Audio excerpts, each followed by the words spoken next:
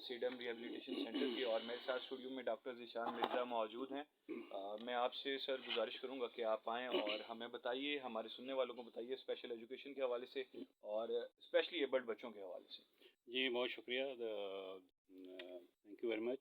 और सबसे पहले तो मैं अ, जैसे खुर मुख्तार साहब ने बात की, बताया कि पेरेंट्स की इन्वॉल्वमेंट जो है वो एक मतलब अशद ज़रूरत है, क्योंकि बहुत से इदारे ऐसे हैं कि जहाँ पे पेरेंट्स बच्चों को छोड़ कर चले जाते हैं और फिर मतलब उनको पता नहीं है कि इदारे में काम किस तरीके से हो रहा है और घर पे कैसे काम, क्योंकि उनको अवेयरनेस नहीं होती कि वो सीख नहीं पाते, क्योंकि इदारे से तो काम कर रहते हैं, इदारे वाले काम देते हैं और घर में वो करवा नहीं पाते। तो पेरेंट्स जब हमारे पास आते हैं यहाँ पे, तो पेरेंट्स खुद जब थेरापीज़ हो रही होती हैं, एक्सरसाइजेज़ हो रही होती हैं या जो उनके सेशंस हो रहे थे उनको देखते हैं, उनको फॉलो करते हैं और उनको देख के वो घरों में जो है वो अपने बच्चों को उस तरह की तरबियत दे के मतलब वो उनको और ज़्यादा जो है बेहतर करने में हमारी मदद करते हैं, क्योंकि बच्चा जो है वो होते ही 20 घंटे घरों में अपने पेरेंट्स के साथ ही होता है।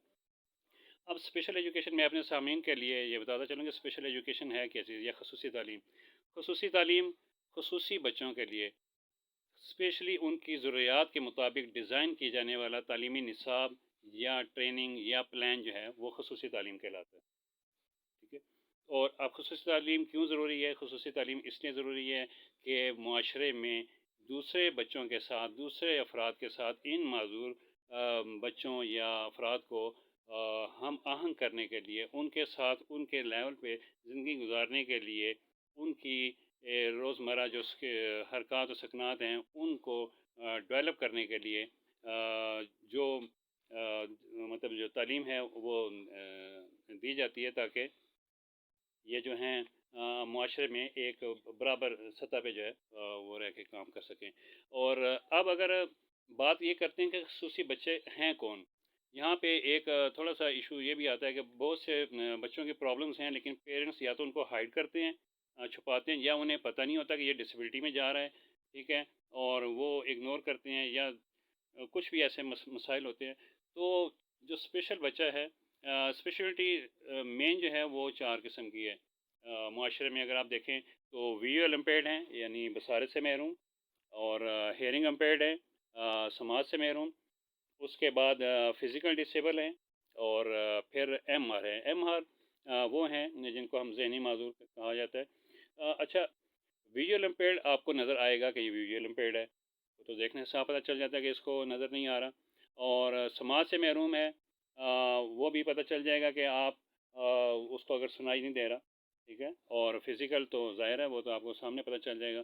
एमआर जो है यानी जो मेंटल रिटार्डेड जो चाइल्ड है, उसका ये होता है कि उसके आईक्यू लेवल को समझने में आपको थोड़ा दिक्कत होती है, या उसको आपको कुछ ख़ास तरबियत की ज़रूरत होती है। आईक्यू लेवल जो है ज़हनी जो विकास है, वो उसका ये है कि अगर 55 से 75 तक हो तो वो माइल्ड लेवल का बच्चा ज़हनी माजूरी में आएगा, लर्निंग डिसेबिलिटीज़ उसको हो सकती हैं। और अगर 35 से 55 तक होगा तो वो मॉडरेट में आ जाएगा।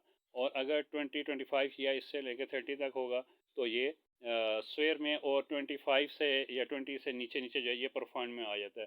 ये इसकी क्लासिफिकेशंस हैं। और फिर इसके अलावा लोकोमोटर लोकोमोटर ये वो बच्चे, लोकोमोटर डिसेबिलिटी ये उन बच्चों में होती है। ये एक सीपी सेरेब्रल पाल्सी की एक टाइप है कि जिसमें बच्चे जो हैं वो अपने हाथ पाँव को मूव नहीं कर पाते, ठीक है। फ्लेक्सिबल नहीं होते, वो खुद से खड़े नहीं हो सकते बिना सहारे के, यानी उनको अपनी जो खड़े होने में या हाथ पाँव को फैलाने में या मूव करने में उनको डिफ़िकल्टी महसूस होती है, बगैर किसी सहारे के वो खड़े नहीं हो सकते। तो ये है डिसेबिलिटीज़ की कुछ क्लासिफिकेशन, ठीक है। अब ये है कि मुआशरे में हम जो काम कर रहे हैं एज ए रिहेबिलिटेशन सेंटर में, जो हमारा काम है, ख़ास तौर पे हम सीडम रिहेबिलिटेशन सेंटर की अगर बात करें, जो कि अपनी नौइयत का एक मुनफरिद इदारा है रावलपिंडी में। और तो हम इनकी चारों डिसेबिलिटीज़ के ऊपर बैक वक्त काम कर रहे हैं। हमारे पास अभी, जैसे मैं आपको बताता चलूँ, अगर आप पहले बताते जैसे माज़ तारिक हैं, माज़ तारिक जिन्होंने तिलावत और नाज शरीफ जो है वो आपके सामने पेश की, ये स्पाइना बफीडा का केस है। इनकी डिसेबिलिटी जो है ये स्पाइना बिफिडा है। और ये जब इदारे में आए थे तो मतलब ये एक तो शाये थे, सोशल नहीं थे, और मतलब लर्निंग प्रॉब्लम्स भी इनकी काफ़ी थी। और तो उसमें मतलब ये देखें आज ये अल्हम्दुलिल्लाह ना सिर्फ लोकल सतह पे बल्कि नेशनल सतह पे भी, और बल्कि आज आपके प्रोग्राम में भी देखें इनका मतलब किस किस्म की परफॉर्मेंस, और इन्होंने एक मतलब अच्छा इनका पढ़ने का और लर्निंग जो है इनकी डेवलप हुई, और इन्होंने यहाँ पे परफॉर्म किया।